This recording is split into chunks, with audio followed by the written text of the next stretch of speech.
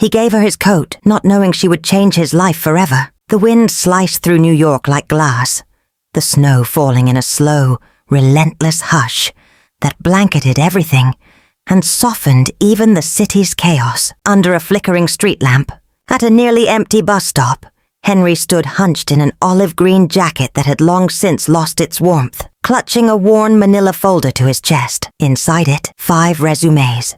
5 silent rejections. He exhaled, breath fogging in the frozen air. 46. Former structural engineer, widower, father, homeless. The thought landed with the weight of a brick, settling deep in his chest. The red glow of a nearby pharmacy blinked. 8:41 p.m. The bus was late. Cold had soaked through his boots. Then she appeared, a woman, maybe mid-30s in a business skirt and blouse, soaked to the bone. Her heels clicked sharply against the pavement. No coat, wet hair clinging to her cheekbones. She stopped, under the awning, trembling, arms wrapped around herself. Henry tried not to look, but she stood out, polished, professional, yet clearly suffering in the cold. She rubbed her bare hands together, failing to warm them. He looked away. Just another cold night, just another stranger. But then the wind screamed, and she flinched, folding in on herself. Henry glanced again. His coat wasn't much, but it was something. He could keep it. He could say nothing. He could be like everyone else. He didn't. Without a word, he pulled it off and stepped toward her. The cold bit instantly, deep into his bones. "Please," he said quietly, holding it out. She startled. "You don't have to. I've already lost enough today," Henry said, managing a tired smile. "This coat's the last thing I have left to give." She hesitated. "But you need it more than I do." Still, he draped it gently over her shoulders. "Not tonight," he said. She pulled it closer. It smelled faintly of soap. Maybe coffee, warmth, comfort. "Thank you," she whispered. They stood in silence as the snow continued to fall. After a moment, she turned to him. "What's your name?" "Henry. I'm Claire." "Nice to meet you, Claire." "You shouldn't have given me your coat." He smiled faintly. "Probably not, but I couldn't just watch you freeze." A distant rumble broke the stillness. The bus, headlights split the snow. It pulled up with a hiss. Claire moved toward it, then paused. "Do you have somewhere to go?" Henry shrugged. "Somewhere." She didn't ask what that meant.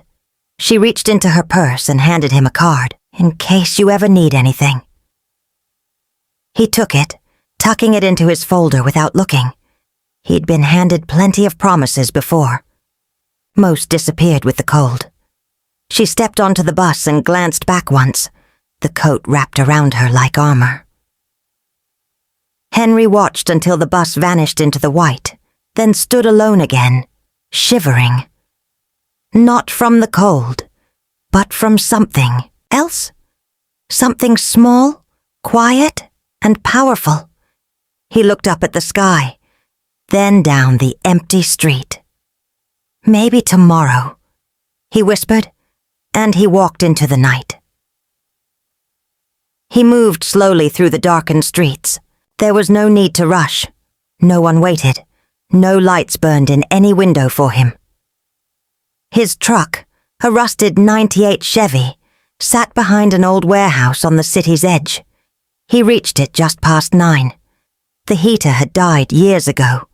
Inside, the front seat was padded with blankets, a pillow wedged in one corner, and an old lunchbox tucked under the dash. He climbed in, shut the door, and let the silence surround him.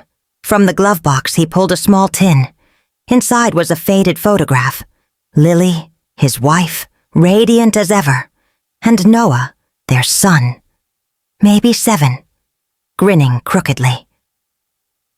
"Good night, Lily," Henry whispered. "Good night, Noah." He leaned back, letting the memories carry him. Once he had built things, schools, bridges, homes. He was Henry Miles, engineer. Lily had taught kindergarten. She laughed a lot, even when life was hard. Noah had her laugh, pure and unfiltered.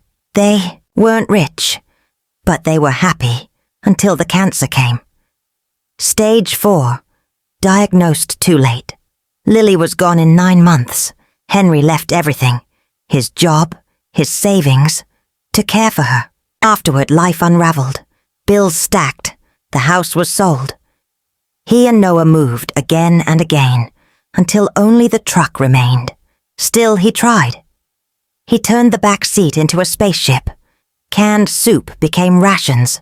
A parking lot, their backyard. Every morning, he shaved, tucked in his shirt. Why? A shelter worker once asked. Because my son needs to believe things can get better, he replied. And I need to look like I believe it too. He worked any job he could find. Moving boxes, cleaning gutters, patching walls. It kept them afloat. Until last fall. A social worker said it wasn't safe. Said Noah needed stability.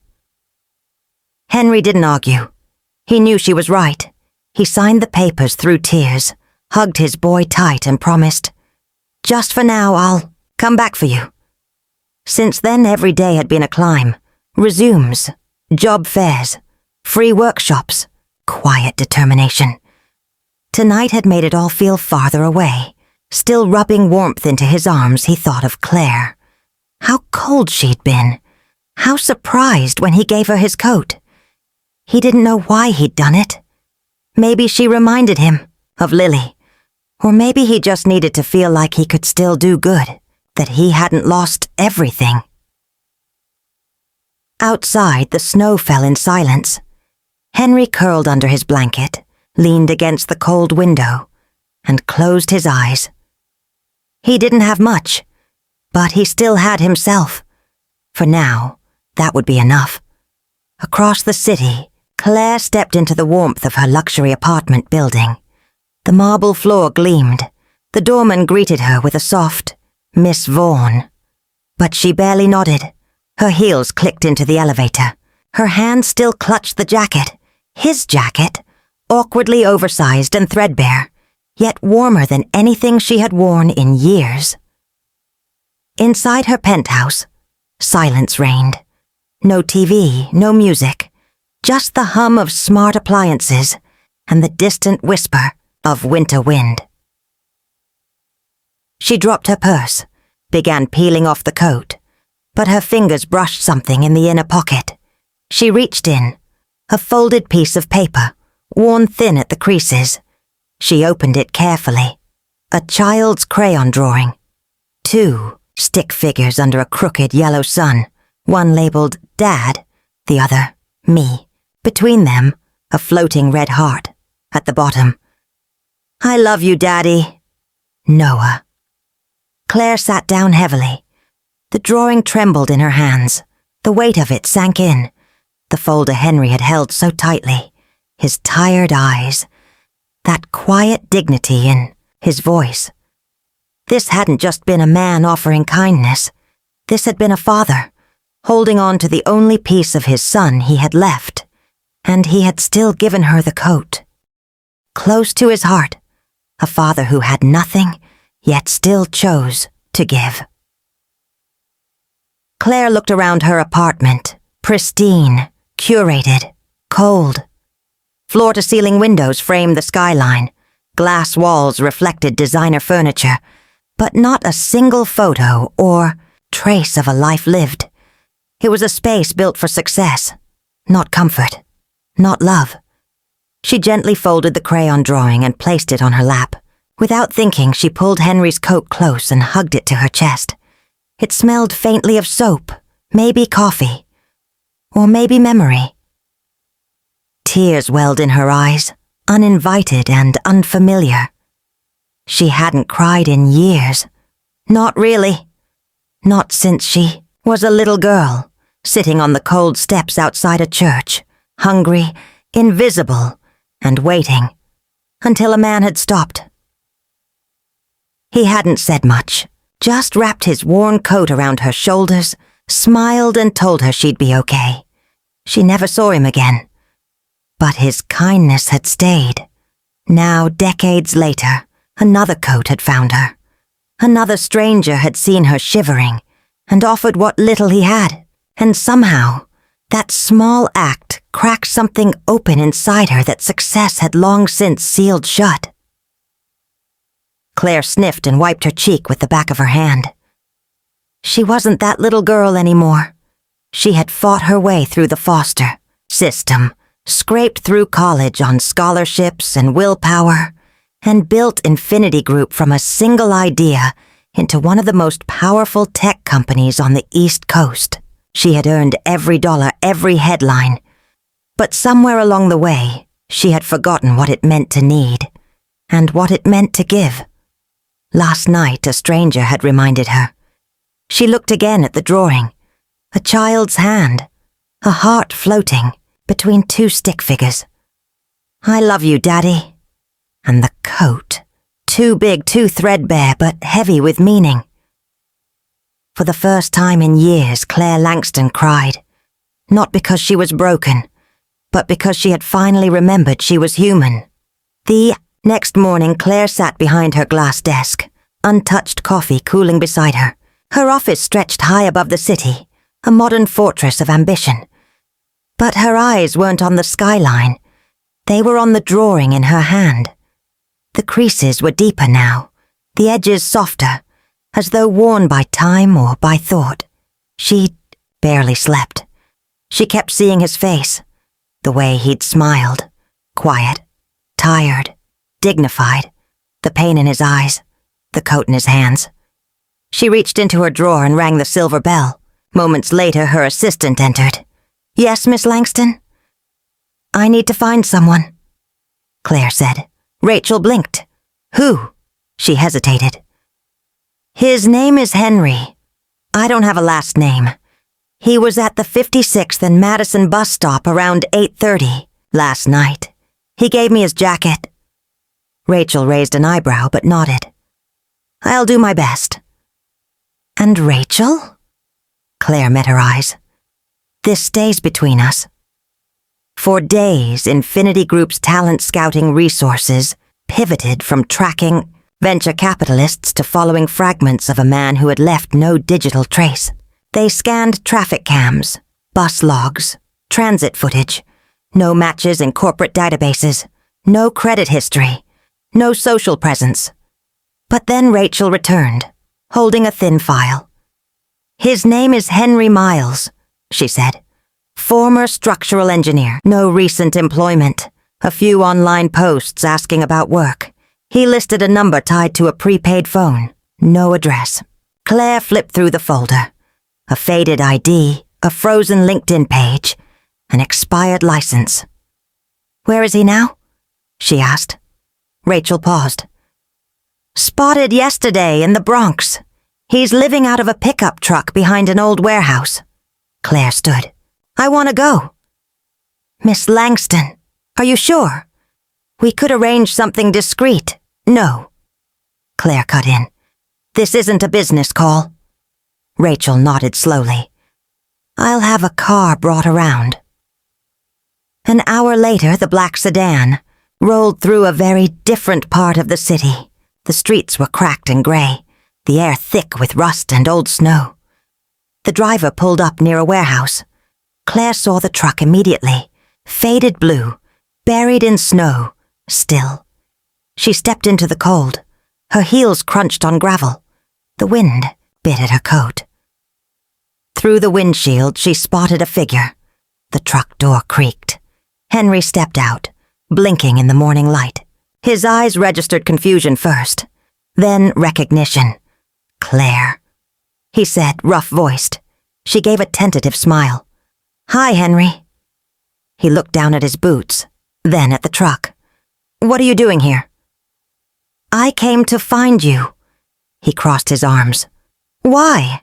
Claire hesitated, then said, "Because I couldn't stop thinking about you, about what you did, about the kind of man who gives away his only coat." Henry gave a short, dry laugh. "You didn't have to track me down for that. A thank you. Card would have worked." "It's not about thanks," she said gently. "It's about not letting something good disappear." They stood in silence, strangers not quite strangers anymore. "You really came all this way," he murmured. "I did," Claire said. "And maybe for more than just that." The next time she saw him, he was lifting cinder blocks on a site in Queens. Claire waited in her car, watching as Henry worked. Steady, focused, resilient. His hands were rough, his shirt threadbare, but his movements were measured, purposeful. When he paused for a break, she stepped out and walked toward him. He looked up, surprised. "Claire?" he asked, standing quickly. She held out a coffee. "Thought you could use something warm." He accepted it, cautious. "You really didn't have to." "I wanted to." They stood quietly, snow still drifting. Then she said, "Would you come with me? Just for a bit. I want to show you something." He hesitated. "I've still got hours left on shift." "I spoke to your foreman," she said. "Told him you had an interview." He raised a brow. "I don't." "You do now." He laughed, dry, disbelieving. "Okay, let's see it." They drove in silence. Henry sat stiffly, eyes on his dusty jeans, conscious of the sweat on his collar. Claire didn't seem to notice. When they stepped into Infinity Group's marble lobby, he stopped cold. "I don't belong here," he said quietly. Claire turned to him. "Just come upstairs." They entered a glass-walled conference room that overlooked the entire skyline. She gestured to a chair. "Sit," she said, her voice warm, steady. "I have something to ask you." Henry cleared his throat. "So, what's all this really about? Returning the coat?" Claire shook her head gently. "No, this isn't about the coat. I kept it. It's mine now." Henry blinked. "Okay." She leaned forward, her voice softer now. "I didn't come to say thank you, Henry. I came because you made me remember something I'd forgotten.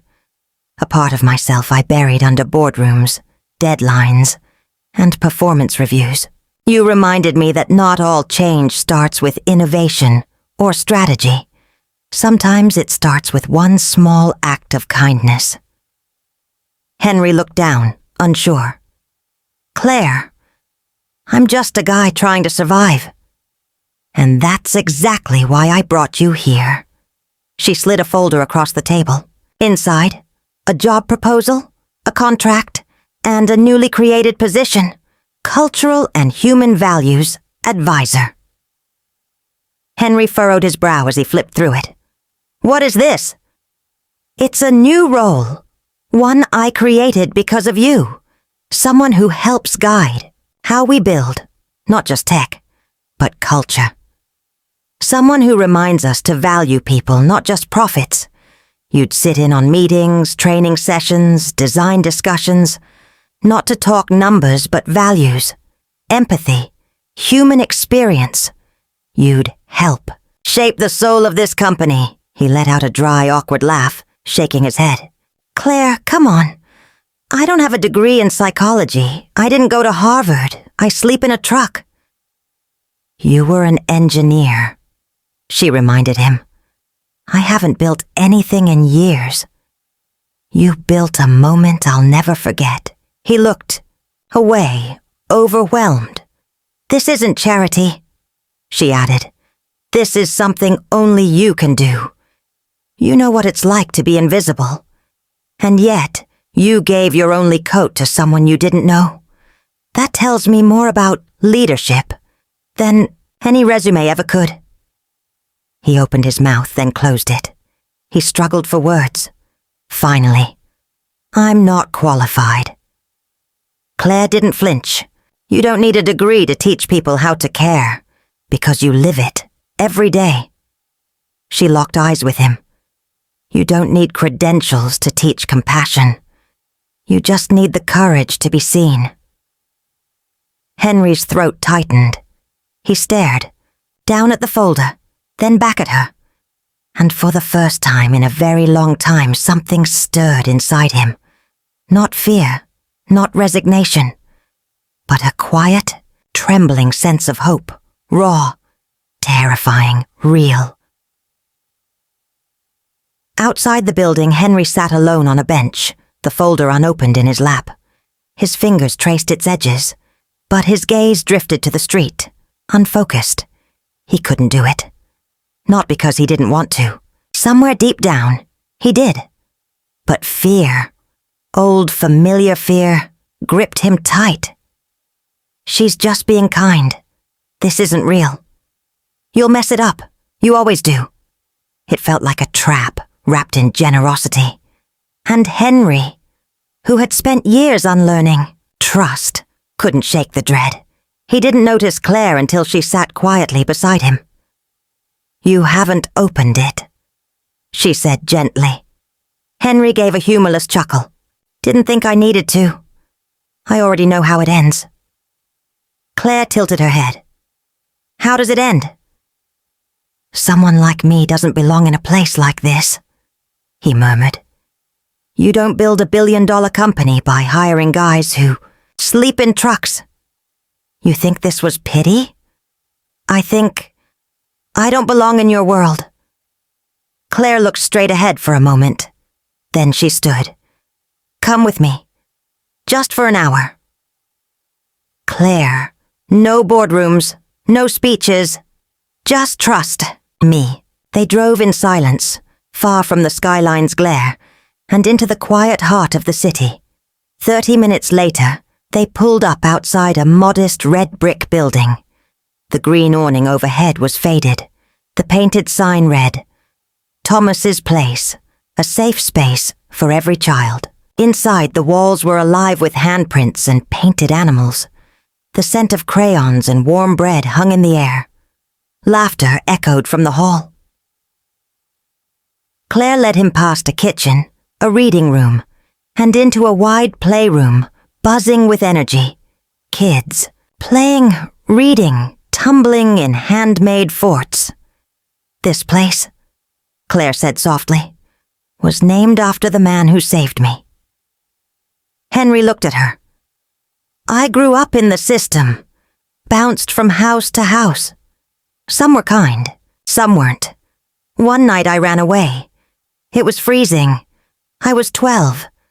I curled up on the church steps and waited for morning." She paused. Her voice was barely a whisper now. "An old man, Thomas, found me. He didn't ask anything, just gave me his coat and sat beside me until sunrise. I never saw him again. But that moment, it told me I mattered. This place, this, is because of him." Henry didn't speak. He couldn't. Claire turned to him. "And last week, someone else gave me a coat. Didn't ask who I was. Didn't ask for anything. Just gave. You remind me of him. Not because of what you gave, but because of who you are." They stood surrounded by laughter, noise, life. Henry's eyes drifted to the children, to the volunteers, to a small boy reading aloud in a voice too loud for the room. It felt real. Warm. Claire touched his arm. "I don't need you in a boardroom, Henry. I need you to remind people what this feels like, what it means to care." Henry didn't answer. Not in words. His eyes welled up. He looked down, tried to blink them away. But they came anyway. Quiet, unguarded tears. And then he nodded. Not for the paycheck, not for the title, but because for the first time in years he believed it. He was needed. He still mattered. He was human. Claire watched it all unfold from her corner office. From there she could see the transformation in real time, how the break room chatter shifted, how laughter began to filter through the halls again. Productivity didn't spike because of tighter deadlines or corporate pressure. It rose because people felt seen. And everywhere you looked, there were the mugs. Simple white porcelain, each with a different quote etched in black script. Be the reason someone believes in second chances. Kindness isn't policy. It's presence. They'd started as a small gesture, but they caught on. Eventually, every company email signed off with a quote from one of the mugs. Not long after Henry was given his own office. It wasn't big, but it was warm, filled with second-hand books, leafy plants, and a coffee pot that never seemed too empty. Life outside of work began to knit itself back together in quiet, meaningful ways. With Claire's help and a modest housing stipend from the company, Henry put a down payment on a small one-bedroom house on the edge of Brooklyn. It had a porch, a garden plot, and, unlike the truck he used to sleep in, walls that didn't rattle in the wind. But more importantly, it had room for Noah. Now in his first year at a local university, Noah had moved back in with his father. Their first dinner in the new home was simple, spaghetti and garlic bread. But for Henry, it was unforgettable. "You kept your promise," Noah had said that night, eyes glistening.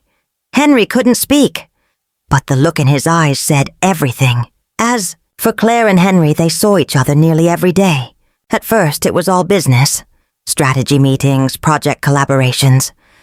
But then lunches turned into walks to the subway. Weekend coffees became long evenings with old movies, quiet talks, shared silences. It wasn't sudden. It wasn't loud. It just was. Two people, years armored by life, letting it fall away in the safety of each other's presence. One golden afternoon, they stood together on the rooftop, watching the sun melt behind the skyline. "You've changed this place, Henry," Claire said softly. He smiled. "No, I just reminded them of what they already knew." She turned to look at him. "And reminded me too." Not long after, Henry gave a workshop on resilience. As the room cleared, one young man lingered. Thin, pale, barely more than 20, eyes ringed with exhaustion. "I just wanted to say, thank you," he said, voice trembling. "Last month I was ready to quit. Everything. Life." He swallowed. "But then I heard you speak." Henry stood frozen, heart pounding. "You said people don't need to be fixed, just heard." No one had ever said that to me before. It felt like someone finally saw me. He blinked back tears. "If it weren't for you, I don't think I'd be here." Henry placed a hand on his shoulder. "I'm really glad you are." When the young man left, Henry sat down in silence, the words still echoing. He had once wondered if he'd ever matter again. Now he knew. That fall, Infinity Group hosted its first One Kindness Day. The atrium was unrecognizable. Gone were the banners celebrating sales targets.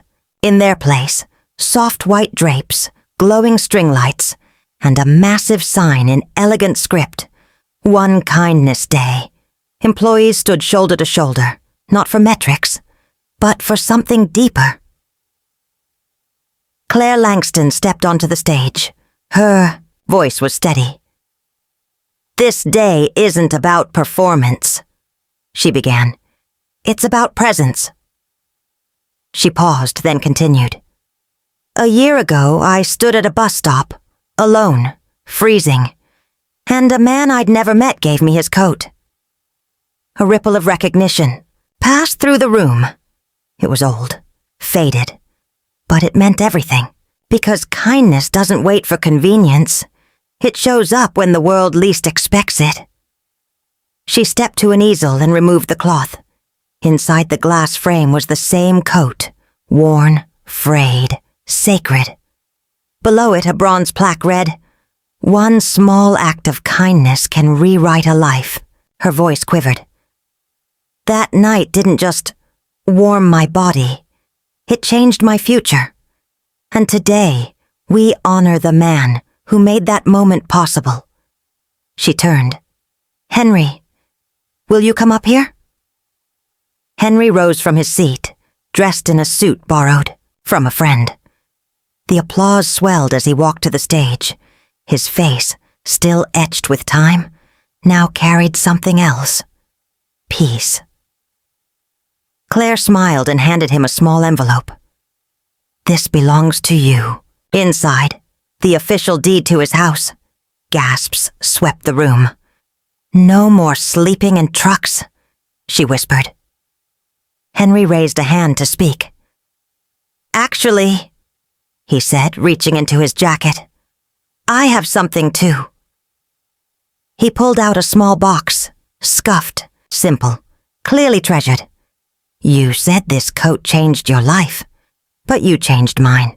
You gave me back my name, my son, my home. Hope." He opened the box. Inside, a modest silver ring. "I kept it in the coat pocket," he said, voice trembling. "Because if anything's more valuable than that coat, it's you." He looked at her. "Claire Langston, will you marry me?" A beat of silence. Then Claire laughed, a joyful, tearful sound, and nodded. "Yes. Yes, of course." The room rose in a standing ovation. Cheers echoed off the glass ceiling. A month later they were married, not in a grand ballroom but at Thomas's place, the little red brick community center that meant everything to them. Paper flowers hung from mismatched chairs. The cake was baked by an intern from Henry's mentorship group. The room glowed. Claire wore a simple white dress. Henry wore his same suit. Noah stood as best man. The guests, volunteers, co-workers, shelter friends, and dozens of young employees who once sat in Henry's tiny office, looking for a reason to stay. During their vows, Claire held his hands and said, "Once, you gave me a coat. Tonight I give you my life." Her words fell like sunlight through stained glass, warm, radiant, unforgettable. Later in the courtyard, kids ran barefoot beneath string lights. Someone took a photo, Henry and Claire beneath the sign of Thomas's place, her head on his shoulder, his arm around her, and beside them, on an easel, the coat, silent, worn, immortal. That photo would travel far, shared in newsletters, screensavers, and yes, on mugs. Kindness is not random. It's revolutionary. Read one. Another. Presence is the new productivity. Henry didn't have much to give, but what he gave changed everything. Their story is proof. Kindness doesn't need to be perfect. It only needs to be real.